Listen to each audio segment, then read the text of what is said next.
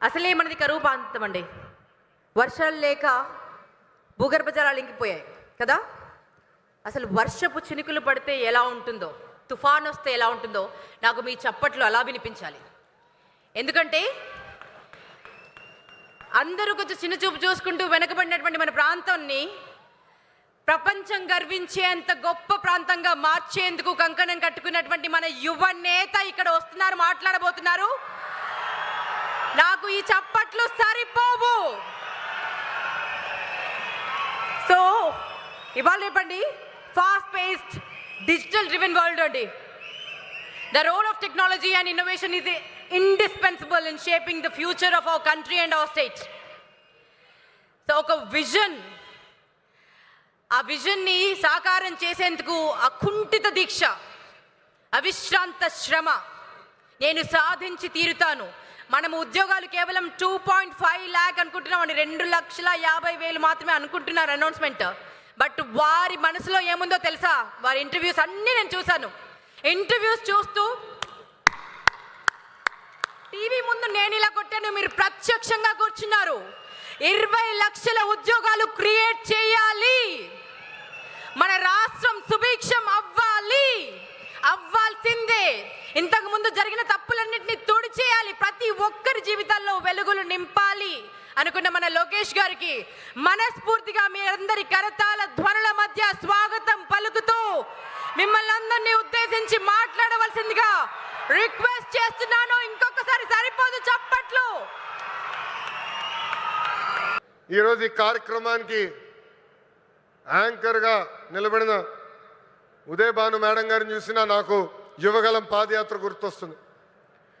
ఆనాడు బీసీ గర్జన పేరుతో నేను కార్యక్రమం పెడితే ఉదయ్ భాను గారు స్వచ్ఛందంగా వచ్చి ఆ కార్యక్రమానికి యాంకర్గా నిలబడ్డారు. బీసీ సోదరులు జరుగుతున్న అన్యాయం పైన ఆనాడు మేము పెద్ద ఎత్తున ఆనాటి ప్రభుత్వాన్ని నిలదీశాం. నిలదీసినందుకు మేడం గారిని కూడా వైకాపా నాయకులు ట్రోల్ చేశారు. అంతేకాదు వేదికమైన పెద్దలందరి పైన దొంగ కేసులు పెట్టారు. నా పైన కూడా 23 కేసులు పెట్టారు. ఆనాడే చెప్పా, ఆ సైకో పాలనకి ఈ తెలుగుదేశం పార్టీ తగ్గేదే లేదని. వాస్తవంగా ఈరోజు ప్రజలకి స్వాతంత్రం వచ్చింది. 94% సీటుల్లో ఎన్డీఏ ప్రభుత్వాన్ని మీరు గెలిపించారు. మా పైన బాధ్యత పెరిగింది.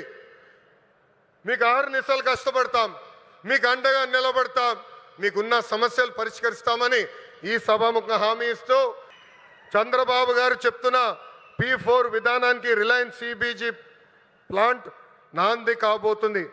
పేదరికం లేకుండా చేయటంలో ఇది కూడా ఒక తొలి అడుగని సభాముఖం తెలుపుతున్నాం.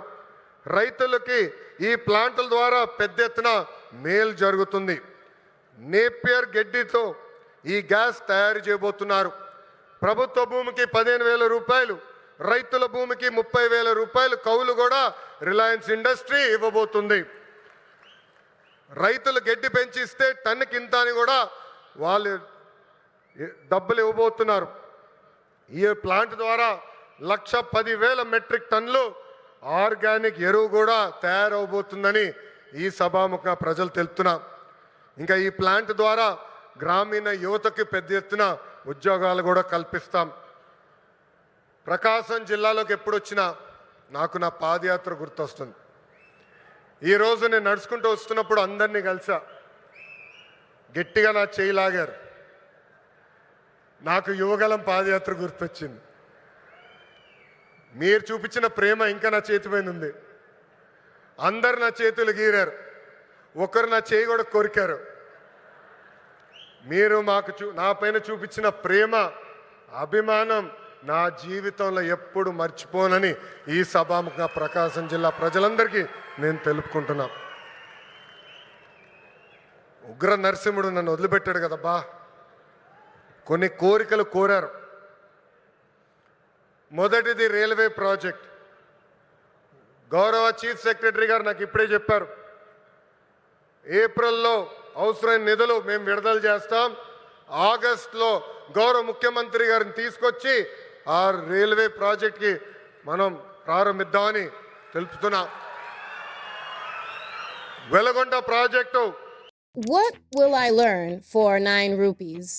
Number one thing that you're going to get at 9 rupees is you're going to be a certified AI tools and AI agents expert, because you'll be able to automate 95% of your work. You'll be able to analyze your data in just a matter of a minute. You'll be able to create కూటమి ప్రభుత్వానికి ఒక priority. ఆగిన పనులు తిరిగి ప్రారంభిస్తాం. చివరి ఎకరానికి సాగునీరు అందించే బాధ్యత మేము తీసుకుంటాం. ఇంకా తాగునీరు గురించి నేను చెప్పాల్సిన అవసరంలా. తాగునీరు శాఖ మంత్రి ఎవరు? నాకు అన్న సమానమైన పవన్ అన్న. పవన్ అన్న ఏమనుకున్నా సాధించే వ్యక్తి. ప్రతి కేబినెట్ మీటింగ్లో మేము చర్చిస్తాం. తాగునీరు ఒక ప్రయారిటీ అని ఆయన ప్రతి కేబినెట్ మీటింగ్లో చెప్పారు. గత ప్రభుత్వం నాశరికమైన పనులు చేసింది, ప్రాజెక్ట్ని పక్కన పెట్టేసింది. తిరిగి కేంద్ర ప్రభుత్వాన్ని ఒప్పించి నిధులు కేటాయించి ఈరోజు ఆ ప్రాజెక్ట్కి టెండర్ స్థాయికి తీసుకొచ్చారు. నా అన్న పవన్ అన్న త్వరలోనే ఆగిపోయిన పనులని ప్రారంభిస్తాం. ప్రతి గడపకి కుళాయి ద్వారా తాగునీరు కూడా అందించే బాధ్యత కూటమి ప్రభుత్వం తీసుకుంటుందని ఈ సభాముఖంగా తెలుపుకుంటూ ప్రకాశం జిల్లా ప్రజలందరూ ఒకటే కోరుతున్నా. వైకాపా పరిస్థితి చూస్తుంటే జాలేస్తుంది. వాళ్ళు పని చేయరు, పని చేయాలనుకున్న వాళ్ళ చేత పని చేయనీరు. ఈరోజు కొత్తగా చెప్తున్నారు ఈ ప్లాంట్ల ద్వారా ఏదో అయిపోతుందని. వాళ్ళని అడుగుతున్నా, మీరు ఇంట్లో గ్యాస్ సిలిండర్లు వాడరా? కట్టెపొయ్యిలు వాడుతున్నారా? ఆ గ్యాస్ తయారు చేసే ప్లాంట్ ఇది. ఎందుకు మీరు అపోహలు కల్పిస్తారు? రండి, ప్లాంట్ చూడండి, వెళ్ళి మీ నాయకుడికి చెప్పండి. అంతేగాని ఈ ప్లాంట్కి అడ్డు పడితే ఎర్ర బుక్లో మీ పేరు ఉంటుందని ఈ సభాముఖంగా వైకాపా నాయకులు నేను హెచ్చరిస్తున్నా. మంచి పని చేసాక వచ్చా, దమ్ము ధైర్యంతో ఈరోజు నిలబడి చెప్పగలుగుతున్నా. 10 నెలల్లోనే ఎవ్వరు ఉంచిన విధంగా ప్రకాశం జిల్లాకి నేను ఈ ప్లాంట్ తీసుకొచ్చా. అంతేగాని తప్పుడు ప్రచారం చేస్తే నేను మిమ్మల్ని వదిలిపెట్టనని ఈ సభాముఖంగా వైకాపా నాయకులకు నేను హెచ్చరిక చేస్తూ, నిజంగానే ఈ సమావేశం చూసిన వేదికమైన ఉన్న ఆంధ్రప్రదేశ్లో ఈ కంప్రెస్డ్ బయోగ్యాస్ ప్లాంట్స్ పెట్టేందుకు ఈరోజు రిలయన్స్ ఇండస్ట్రీస్ ముందుకు వచ్చింది. 65,000 కోట్ల పెట్టుబడి, దాదాపు 500 ప్లాంట్లు ఏర్పాటు చేస్తామని హామీ ఇచ్చారు. నిజంగానే ఈ సభాముఖంగా ముఖేష్ అంబానీ గారికి, అనంత్కి, పిఎంఎస్ ప్రసాద్ గారికి, మాధవ్ గారికి, హరీంద్ర కే త్రిపాఠి గారికి నా హృదయపూర్వక ధన్యవాదాలు నేను తెలుపుకుంటున్నాను. ఈ పెట్టుబడుల ద్వారా ఆంధ్ర రాష్ట్రంలోనే 2,50,000 మంది నిరుద్యోగ యువకులకి కూటమి ప్రభుత్వం ఉద్యోగాలు కల్పించబోతుంది. ప్రకాశం, అనంతపురం, కడపలో ఉన్న 5 లక్షల ఎకరాల బేడు భూమికి వినియోగంలోకి తీసుకుని రాబోతున్నాం. నేను యువగలంలో ప్రకాశం జిల్లాకు ఇచ్చిన హామీని, దాంట్లో ఒక్క హామీని ఈరోజు నిలబెట్టుకున్నానని గర్వంగా చెప్పుకోగలుగుతున్నాను. రిలయన్స్ మొదటి సిబిజీ ప్లాంట్ కనగిరిలో శంకుస్థాపన మేము చేశాము. ఈ ప్లాంట్ రిలయన్స్ సిబిజీ ప్రాజెక్ట్కి హబ్గా కూడా మారిపోతుంది. ఇక్కడనే హెలికాప్టర్ ఎక్కే ముందల 5 ప్లాంట్లు అనుకున్నాం. హెలికాప్టర్ దిగిన తర్వాత ప్రసాద్ గారితో మాట్లాడిన తర్వాత మీరు మాకు భూములు ఇవ్వండి, తప్పనిసరిగా ప్లాంట్లు ఏర్పాటు చేస్తామని చెప్పారు. ఇక్కడ ఉగ్ర నరసింహారెడ్డి గారు నా పక్కన కూర్చుని ఎట్టి పరిస్థితుల్లో 50,000 ఎకరాలు కౌలుకి రిలయన్స్ ఇండస్ట్రీకి మేము అందిస్తామని చెప్పారు. 50 ప్లాంట్లు ఒక నియోజకవర్గంలో చేస్తామని ఈ సభాముఖంగా కనిగిరి ప్రజలకి నేను తెలుపుతున్నాను.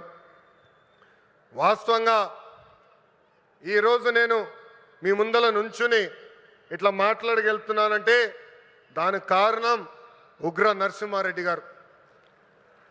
ఒక ఉగ్ర నరసింహుడుగా గత 10 రోజులుగా ఇక్కడ పనిచేశారు.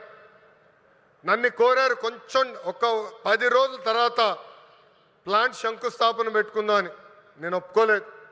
మీరు రెడీగా ఉన్నా లేకపోయినా ఏప్రిల్ 2వ తారీఖు నేను వస్తున్నా కనిగిరి నియోజకవర్గానికని ఉగ్ర నరసింహారెడ్డి గారికి నేను చెప్పా. 10 రోజుల్లోనే బాగా నల్లగా అయిపోయాడు ఆయన. రంగు 4 షేడ్లు తగ్గింది. ఎవరి కోసం ఆయన కష్టపడ్డారు? కనిగిరి ప్రజల కోసం.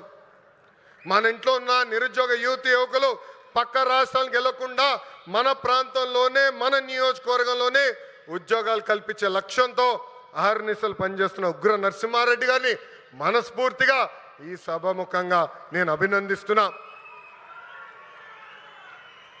ఇక్కడ పెద్ద ఎత్తున తరలి వచ్చిన తెలుగుదేశం పార్టీ కార్యకర్తలు కూడా ఒక విజ్ఞప్తి చేయాలనుకున్నా. ఈరోజు వాస్తవంగా రిలయన్స్ కార్యక్రమానికి వచ్చా. గతంలో మీ అందరు చెప్పే ఎప్పుడు నియోజకవర్గానికి వచ్చినా మిమ్మల్ని అందరినీ కలుస్తా, మీతో కూర్చుంటా, మీతో ఫోటోలు దిగుతానని హామీ ఇచ్చా. త్వరలో మళ్ళీ IIITకి శంకుస్థాపన వేసేదానికి నేను వస్తున్నాను. ఒక రోజంతా మీతో ఉంటా. అప్పుడు ఉత్తమ కార్యకర్తలను కలుస్తా. ప్రతి కార్యకర్తతో నేను ఫోటో దిగుతాను. ఈరోజు మళ్ళీ తిరిగి నేను గౌరవనీయులు ప్రసాద్ గారిని తిరిగి విమానం ఎక్కించాల్సిన బాధ్యత నాకుంది. అందుకే ఈ కార్యక్రమం వెంటనే నేను వెళ్లాల్సి వస్తుందని ఈ సభాముఖ కార్యకర్తలందరూ తెలుపుకుంటూ, నాకు ఇంత అద్భుతమైన అవకాశం ఇచ్చిన ప్రకాశం జిల్లా ప్రజలందరికీ పేరు పేరున హృదయపూర్వక ధన్యవాదాలు తెలుపుకుంటూ మీ అందరి దగ్గర నుంచి సెలవు తీసుకుంటున్నాం.